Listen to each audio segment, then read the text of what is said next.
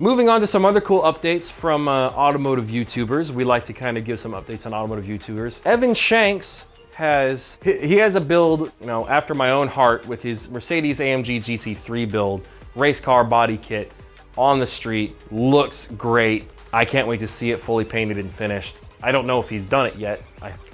If he has, I feel really embarrassed because I haven't seen it in my feed.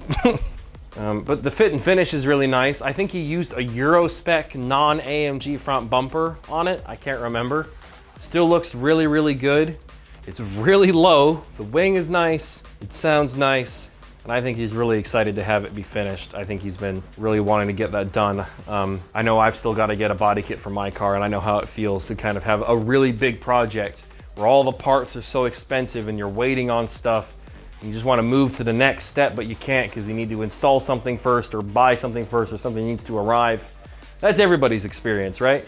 Unless if you have a domestic, in which case everything is made in America and then everything gets shipped to you in like 3 weeks. Up next in what used to be Europe, we have Black Panther, you know, Mr. Need for Speed himself, recently got a Mitsubishi Eclipse from one of his subscribers. In case you didn't know, the Mitsubishi Eclipse really doesn't exist outside of the US. Definitely doesn't exist in the UK, so it's actually a pretty rare sight there. It definitely needs some restorative work done to it, but it looks like he's gonna do some pretty neat stuff to it. It looks like it was set up to make all kinds of different power. The interior is a bit shoddy. But, you know, he's a guy that prefers the Eclipse to the Supra, and I think he's very excited to build that car. He's got several very nice cars. He's got a Mitsubishi Evo 10.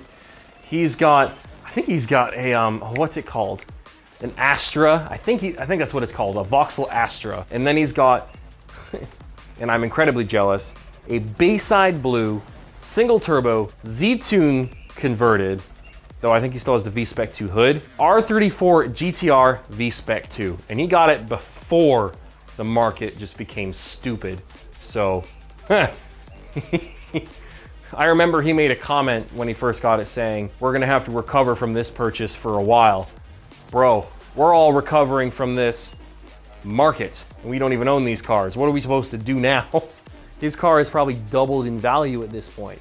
Up next, Emilia Hartford with her C8 twin turbo Stingray and her 9.8 liter big block S550. Let's start with the C8, the Corvette, the thing that really, I think, viralized her and is kind of her forte now, the C8 twin turbo Corvette, or however you want to say it. That's a weird syntax. Twin turbo C8 Corvette. There we go. I think they had a little bit of engine trouble, but she's not deterred by it. And I think, from what I understand, she's no longer going to be going for world records anymore. She wants to be competitive now within like a certain class, I think it sounds like. So instead of going for the most power and the fastest runs, she's going to try and compete in a class. I don't know if she's gonna need a roll cage in that car. I don't think she has one. Try and beat people within that class in that car. And I think that'll be really interesting to see. But with the S550, what's really interesting is I've showed you this engine. I've showed you her 9.8 liter big block supercharged monster with the blower that ruins all visibility.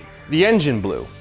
But the funny thing is that they knew it was going to, because the engine wasn't actually built for forced induction, but they did it anyways, because they were planning on tearing it down and rebuilding it anyways. And I think that's a really cool attitude to have, honestly. They were like, screw it, we want to see what we can do with this and then break it, and then we'll make it what we need it to be, get the compression ratio right, and go for 2,000 horsepower, it sounds like. I think it's really, really, really cool. It's a neat attitude to have, and I think probably the best one to have.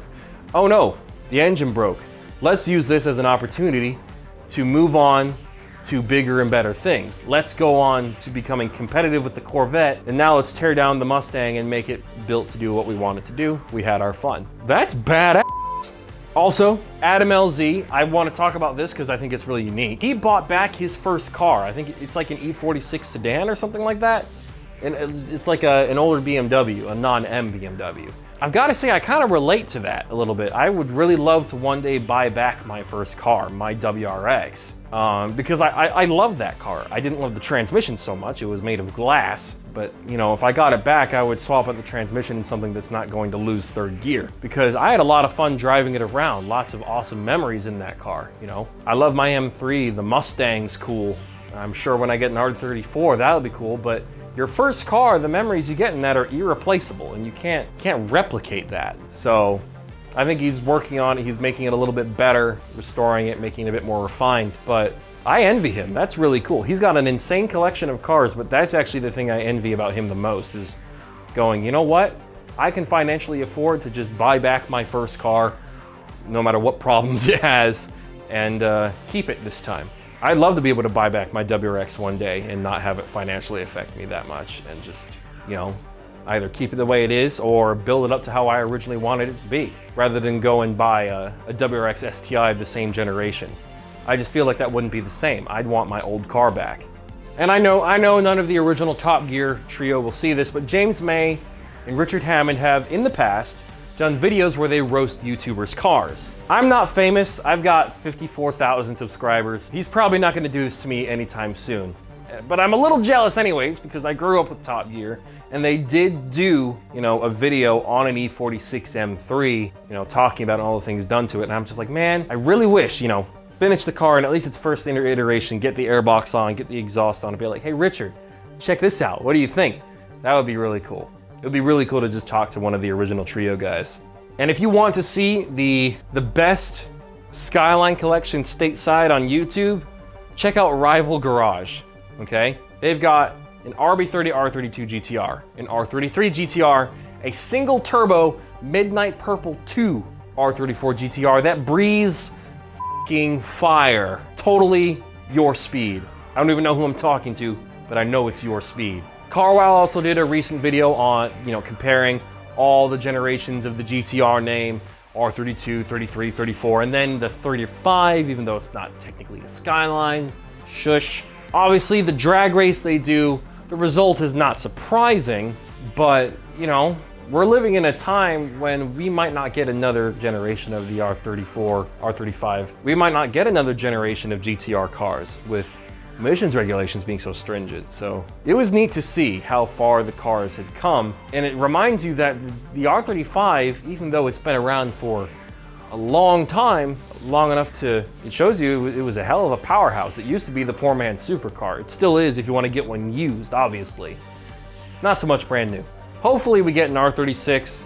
Problem is, if it becomes a hybrid, all the development costs, it might make the MSRP, the sale price, it might get priced into oblivion. It might not be affordable for all the people it's really supposed to appeal to, like with the new Acura NSX or the Honda NSX. I feel like hybridizing it's going to be the only way to keep it around that they're willing to do. So we'll see. But it's sad because, you know, these cars run on dead dinosaurs, to oversimplify it, but, you know, emissions regulations are making these dragons and Godzillas fall under the threat of extinction. 1320 video, going back to the roots, street racing in Texas. Man, cars are fast these days. Twin turbo Huracans, extremely fast Honda Civics that smoke people hard. It's really cool to see content like that. You know, that's old school content, old school 1320 video content. Like, some of the first videos I ever watched on YouTube were 1320 videos, like Cash Days or Street Kings videos. Mostly a bunch of guys in their Fox body Mustangs and their V8s, you know, doing really sketchy shit on a country road in the dark. It was cool to see that. If you guys remember, back in the day, underground racing, all the fastest cars were twin turbo Gallardos with those not so great E-gear transmissions. Some of them had Hollingers, I think, for the really high horsepower cars.